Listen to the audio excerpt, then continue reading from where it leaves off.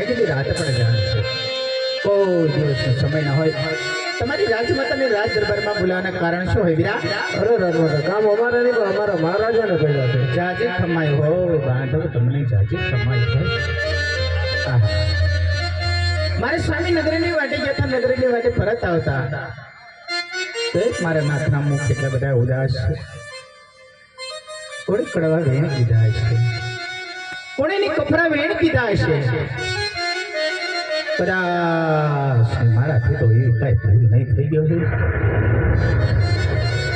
મારે લીધે મારા નાથના દિલ દુભાણા.